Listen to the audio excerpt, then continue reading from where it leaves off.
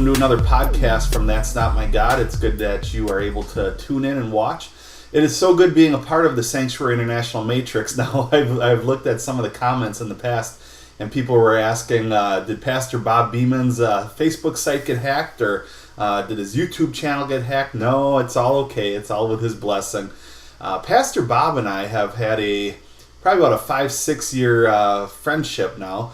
And I've known Pastor Bob since the early 90s when I was turned on to music like Tourniquet, Vengeance Rising, and many other bands that are on the Intense record label. I still have over in my shelves there somewhere the Hot Metal 4 video and all those things. But I got to see him first back in the mid-90s at Cornerstone Festival when he was teaching, and have followed him ever since. And then when I became a pastor of a church up here in central Wisconsin, in a city called Wapaka, it's when I invited him to come up and be a guest speaker, and we've kind of turned it into a yearly thing. And even our church, we sent a group down by his house in Nashville earlier this year to help with his homeless ministry, and we've just really had a good friendship ever since.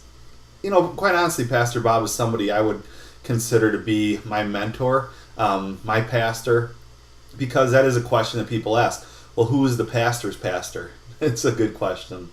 But in this video cast, what I'd like to talk about is dime store discipleship. Now, when you watch a movie like Oh Brother, Where Art Thou, you hear dime stores referred to as the five and dime. You think of Walworths, you think of just goofy little stores that usually sell cheap stuff and trinkety things. And up north from us, another 2 hours north in Wisconsin, is a city called Minocqua.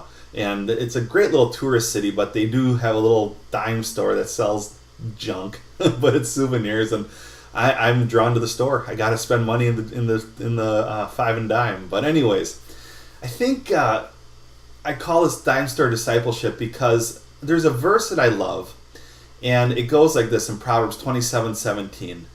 As iron sharpens iron, so one man sharpens another. Now there's a verse that is oftentimes thrown around as condemning and holding over your head as to why you need to be in the church's discipleship program and only your church's discipleship program. Well, sometimes we confuse discipleship with indoctrination, and that's not really a healthy thing. Sometimes we confuse discipleship with legalism, and that's not really scriptural either.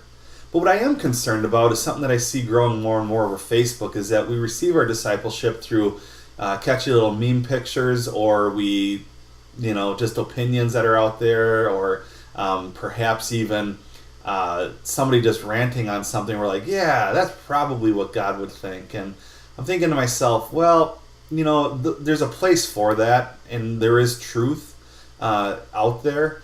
But what are we doing to get into those meatier times of discipleship? Pastor Bob Beeman has, and this is kind of funny, from Cornerstone Festival, the first year I filled in for him.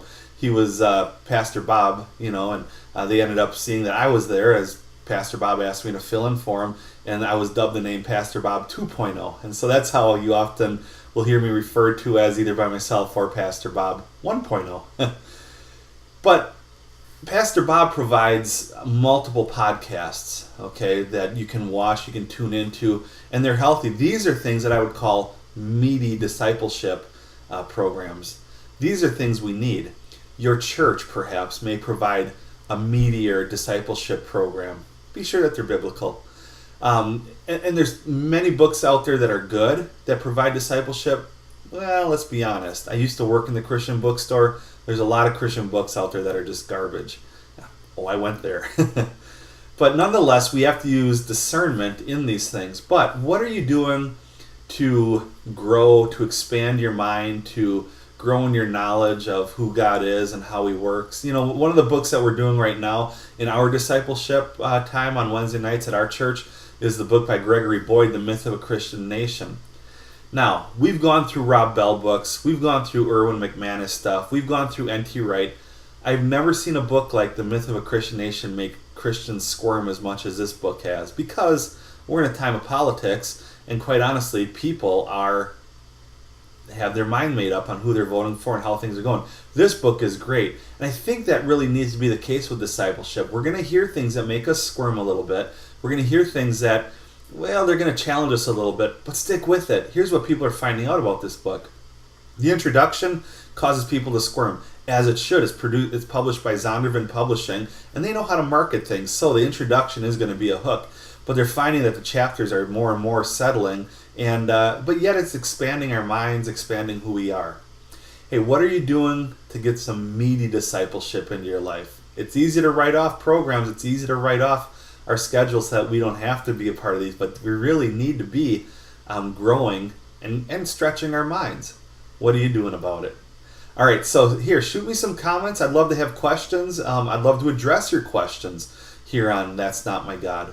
You can email me, vtwinrev@that'snotmygod.com, or post comments right here on the YouTube channel, and I'd be happy to answer them in upcoming video casts. We're going to be doing these every other day, and I look forward to getting to know you more and more. Talk to you later.